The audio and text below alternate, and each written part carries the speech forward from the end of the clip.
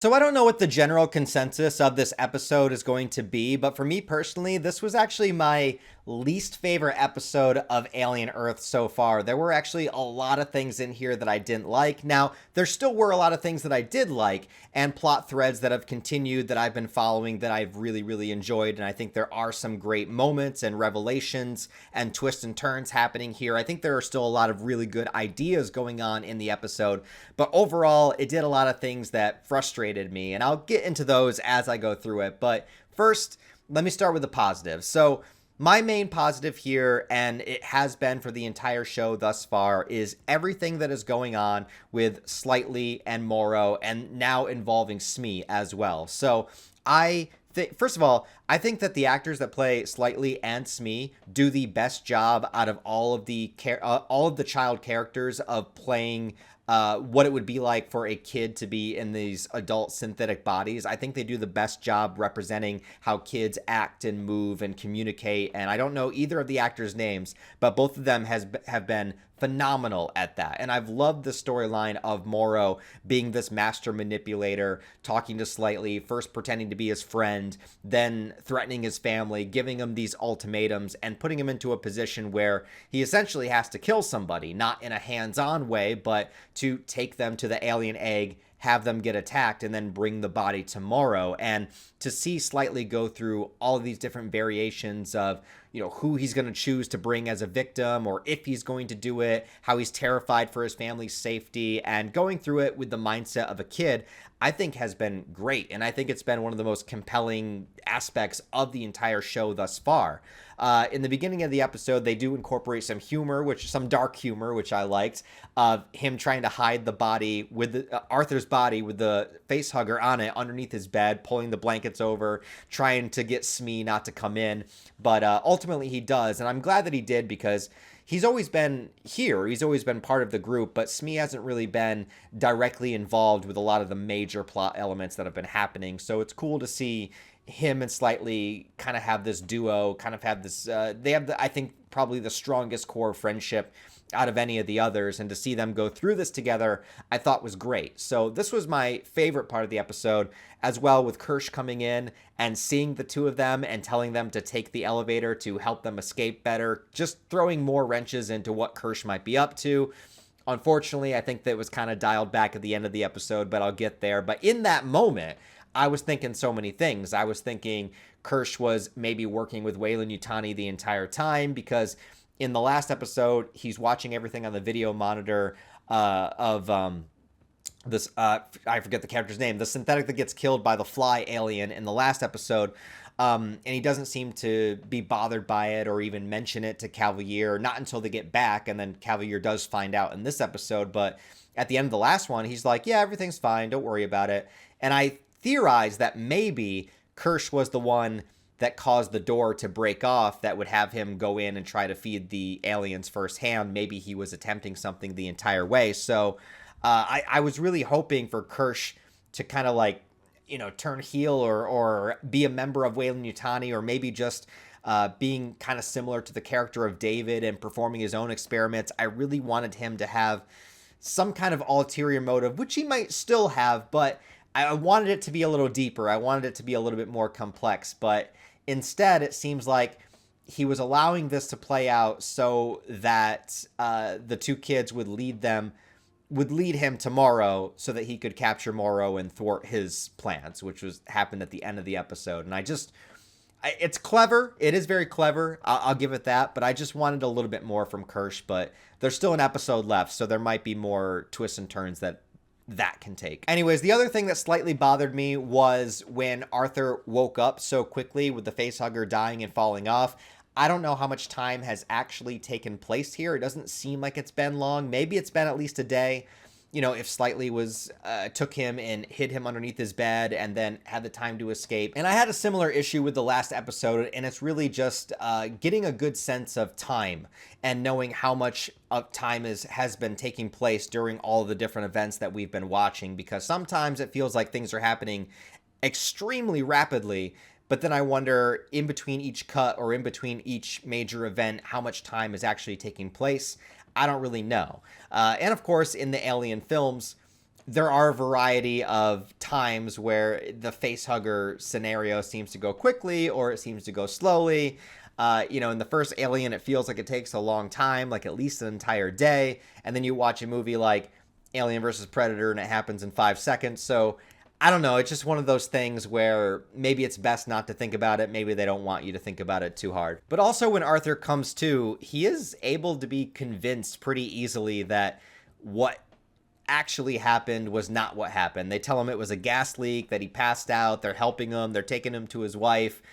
And I just don't buy that he would. I mean, he does later on question it, but immediately, and maybe you could say he's just so zoned out from the facehugger attacking him that he's just going along with it just because I don't really remember what happened. But it's not until a little bit later that he starts to actually question them and then try to tell them, no, we have to turn around. And slightly starts freaking out. He's so close. He's so close to delivering the asset to Morrow. Can we just go a little bit further? And then all of a sudden, Arthur starts to come to his senses and says, no, let's go back the other way. And then instantly, as soon as he does that, there's this nice moment where he like holds out his hand, where he's holding both of their hands like kids, like, let's go back, boys. And then he's done for. He's done for. And there was no way out of this. Once a facehugger goes onto a character, I mean, that is a death sentence, right? Like, it's very, very rare that a character is going to get out of that. And he was not so lucky. And this is an Alien show after all, so we do have to have a body count. And sometimes those are going to be characters that didn't really do anything wrong. And if any character was really standing up for these kids and trying to do the right thing, it was Arthur. But now he is no more. And it's all Slightly's fault. Well, it's Morrow's fault also, but yeah. I did really like the scene where Slightly and Smee bring the body on the raft, and then we have Morrow, kind of like him and his team are rising up from the water after diving in to do their little covert operation, and he has no sympathy for Slightly whatsoever. And I felt really bad, man, because he really did do everything that Morrow told him. He didn't do any step of the plan wrong, and if there were any faults in the plan, it was Morrow not giving him proper instruction of what was going to happen. So it's not Slightly's fault. It's really not. I mean, it is Slightly's fault that Arthur is dead, but as far as like doing what Morrow told him, he did everything correctly down to the last instruction. And so for Morrow just to kind of disregard him, tell him that he fucked up, and then to bring them as captives with intent to maybe use them as hostages, it just kind of shows how determined Morrow is to get his vengeance on Prodigy, that he really doesn't care about these kids at all in the slightest, probably wants to do away with them to begin with, that and all of the technology involving them. So yeah, it just it doesn't look good for Slightly at all here. The other thing I did like was the advancement of what is happening with the Teocellus, the eyeball alien inside of the sheep. Now, they have been teasing this for quite some time, and I'm still expecting, we have seen it get into the body of a human. We saw it in the flashback episode, but can it eventually learn to speak if it's in the human long enough? And that's exactly what Cavalier is thinking. So they watch the video footage of what happened, and they see that the eyeball alien assisted the flies during that scenario. And so they're thinking, obviously, that the eyeball alien is a lot more intelligent, and also questioning because it had nothing to gain from that other than watching the other aliens succeed. And that's also kind of what it did in the flashback episode when it helped the tick aliens escape on the ship before it crashed. So is there a trend here of the eyeball alien wanting the other aliens to take out these humans for its own purposes, or does it find it entertaining? What kind of higher intelligence does it actually have? How much does it actually know about the other alien creatures? And so Cavalier's talking to it, and he brings up the formula for pi, and he starts asking it what the next numbers would be after 3.14, and it gets the next two numbers correct. And then when he asks for the third number, he just takes a shit.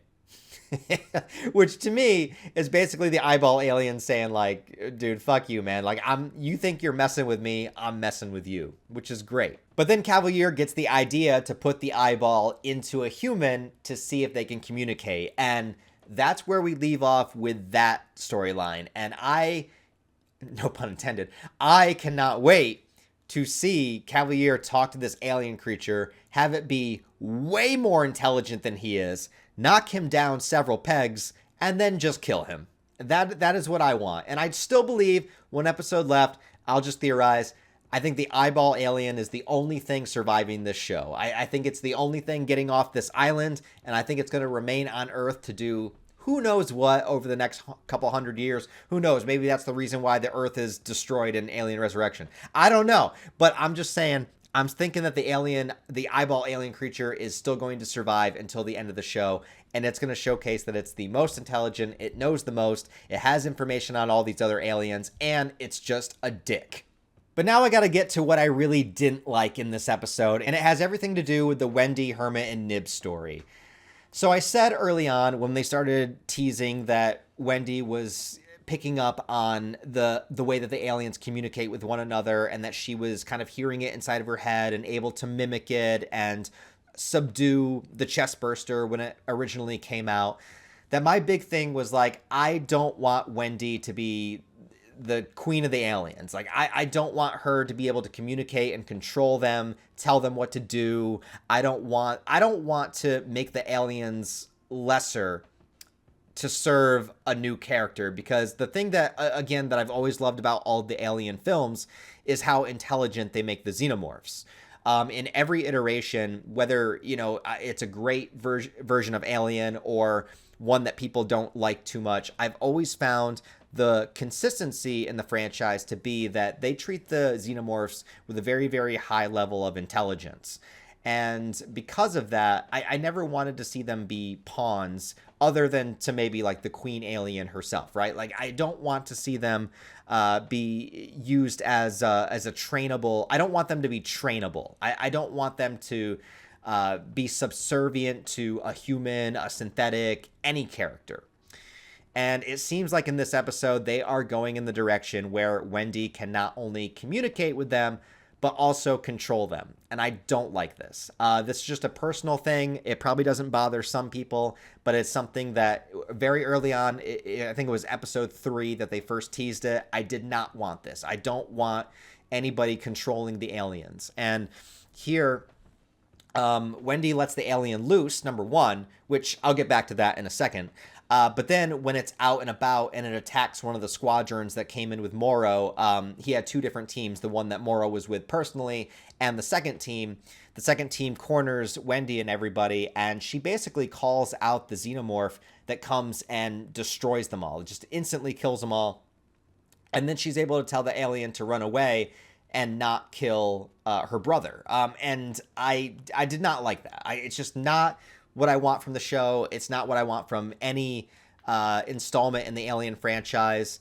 I'm sure there's been aspects of this done in comic books or expanded media and stuff, but like, it's just not something that I want to see. I'm okay with her being able to communicate with them a little bit. I'm okay with her maybe subduing like a small alien, like the chest burster, a brand new, newborn.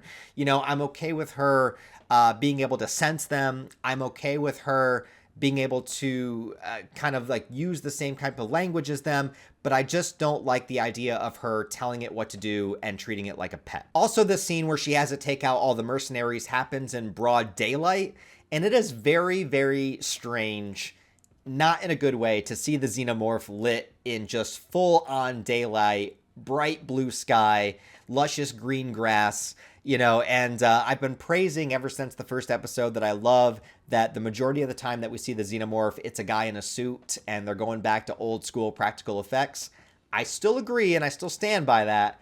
However, when you shoot a guy in a suit and you are going to use practical effects, lighting is very important, because what looks cool when it's dark and lights are flickering inside of a claustrophobic corridor of a spaceship does not look as good when it is brightly lit out in the middle of a field on an island with a guy in a suit. It's just, there is a disconnect there, even for me as somebody that loves practical effects. I think that they did a couple of clever shots to hide it. I like the one that was underneath, sort of like alien jaw looking up at Wendy. I thought that shot was done well, and with the animatronic face, that worked. But the wide shots and some of the other shots, it really took me out, man. And it takes a lot to take me out. I love cheesy effects, man, but that one did. I also did not like the ending scene on the boat. So Wendy, Hermit, and Nibs, they make it to the boat. The Hermit's other two cohorts there that were on the same team as him, they're there to stop him, along with a lot of other soldiers there to stop them. And eventually a fight breaks out. So Nibs has this little stuffed animal, Mr. Strawberry, I think it's called, and one of the soldiers grabs it, throws it in the water. She gets pissed because, remember, she just had her mind wiped. And earlier in the episode, they find their gravestones. I will get into that too in a second. But, so she goes and grabs the dude's jaw, rips it off. That was badass. And also, we're expecting something to happen with Nibs because of her violent tendencies that she's shown before. So, we've been waiting for her to go off the deep end.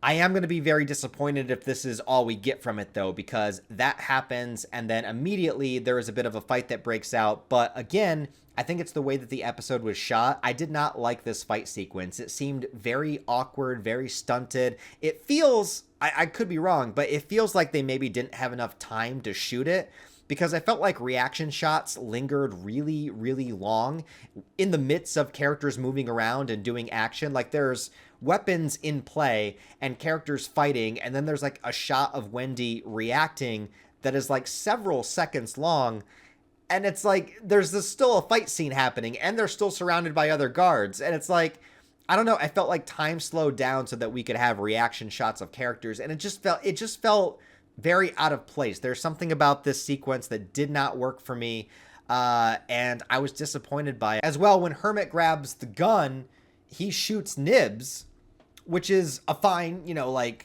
big moment, I guess, but if Nibs is dead now, like, that's gonna suck, because I was really hoping for something spectacular with her character. I really wanted her to go psychotic. I wanted her to go full Patrick Bateman here. Like, I wanted her to go nuts. I wanted her to be just somebody that's just completely gone crazy from either the experiences she has, the trauma she has, the mind wipe she has. Like, they were, setting her character up. She was poking her own eyeball out, wondering if she was human, cutting. Like, I just wanted to see her go fucking nuts. And yeah, ripping a dude's jaw off, that's pretty badass. But then 2 seconds later, she's shot. So I hope that she's still around.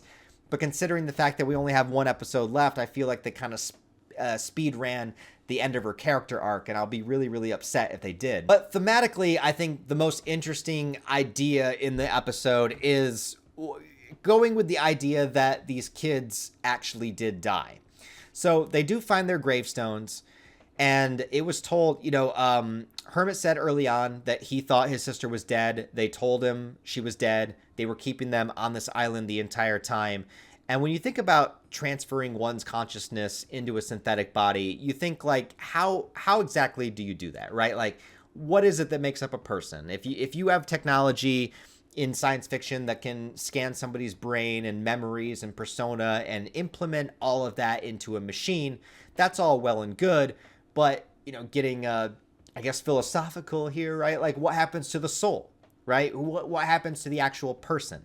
Are you actually transferring the person, or are you just making a copy of the person? And I think this episode, although I don't think it states any of this stuff outright, I think it lends into the idea that these synthetics are not actually the children that were there before, but an imitation of them.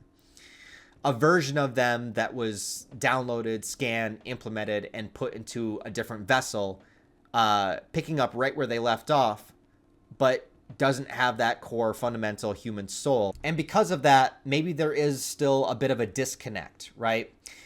Wendy releases the xenomorph as a distraction, and also to take out a bunch of the scientists there. Now, a lot of those people might not be inherently evil. Like, just because Cavalier is leading the charge here and doing things for his own selfish purposes doesn't mean that everybody that works for him is just like him. Some people probably just have jobs and they want to go home to their families, So she did cause a lot of innocent people to die. She did kill all the mercenaries, and to be fair, they were holding guns on them, and they probably weren't going to be too friendly, but it was a very quick decision to have them all just massacred by the alien, controlling the alien to begin with, and now here on the ship as well, kind of seeing everything that goes down and still being angry at her brother for, doing what he thought was right, shooting Nibs in that moment. And also earlier in the episode, she is saying that all these kids here, everybody in the Lost Boys, are her family, similar to the way that he is her family. So does that mean the inhuman part of them, the machine part of them, is still what they are, even if they have all of the ideas and memories and personality quirks of who they were as human? Because we don't really understand how the process actually works. And if you try to think, yeah, obviously it's science fiction, but you try to think about it as logically as you can, and you're like, how the fuck do you take somebody, unless you actually removed the brain, and put it into a body, how do you do this? How do you make sure it's actually the person? So maybe that will all come into play later, and maybe that was part of the test to see if they could really pass as human this entire time, to see if Hermit, believed so strongly in his sister that he would want to help her escape. Maybe it's a scenario like in Ex Machina. These are really cool ideas to play with, but the unfortunate thing is I think a lot of things in this episode just didn't work for me. I just thought a lot of scenes in this episode weren't constructed well. I didn't think it was edited very well. That fight scene at the end I thought was really, really terrible. I liked some of the stuff that was happening with it, but I just thought it was shot poorly. So I don't know, maybe they were just short for time and they had to get it done as quickly as possible, of which I understand, but yeah, it kind of threw me off. And so unfortunately, I do have to say, even with a lot of the great ideas that are still happening here, this, at least as far as entertainment value, this was probably my least favorite episode of the series so far. And I was disappointed that Kersh didn't have a more interesting master plan. The fact that he was still working for Prodigy the entire time, he was just helping the boys escape to help lead them to Morrow. It does make sense, but I wanted more from it. I wanted something more interesting, more intriguing, something that we wouldn't have expected, something that would have been a real major twist in the story. What was Kersh really up to? If this is all he was up to and he was just loyal to Prodigy the whole time, I will be disappointed. Now, any of these points can be refuted in the next episode. We still have one episode to go, and it's going to be the finale of this season. So there are plenty of different avenues they could take. They could completely turn everything I said around, and I think they still have the ability to. We could have Nib's story still go on. We could have Kersh still up to something more spectacular. We could have Wendy losing or not maintaining control of the xenomorphs and having them get one up on her. There are a lot more things they could do here to kind of bring this back around for me. So I'm still excited for the last episode, and I've been really positive, mostly positive on the show overall. I think after the next episode, I'll have a better understanding of the entire series, so I'll be able to give full opinions after that. It is more difficult with a show as it's going on because you never know what's going to happen in the next episode, so it's kind of hard to talk about, do you like it, do you not like it? Well, yeah, I like a lot of things about it. There are some things that I don't like, but I won't be able to give you a full opinion until it's over. But until then, thanks for watching these reviews. I really appreciate it. If you guys have been with me through the Alien Earth journey, we only got one episode next week, the finale, so I hope you'll join me back on the channel for then. Until then, guys, thanks for watching. As always, please give the video a like and comment, help it out in the algorithm. And if you want to support the channel on a deeper level, I do have Patreon, channel memberships, and all the social media links where you can follow me down below. YouTube is very difficult to maintain, so any bit of help goes a long way. But other than that, just watching and liking the videos is enough. So thank you guys. I appreciate it. Hope you have a wonderful rest of your day, and I'll see you next week for the finale.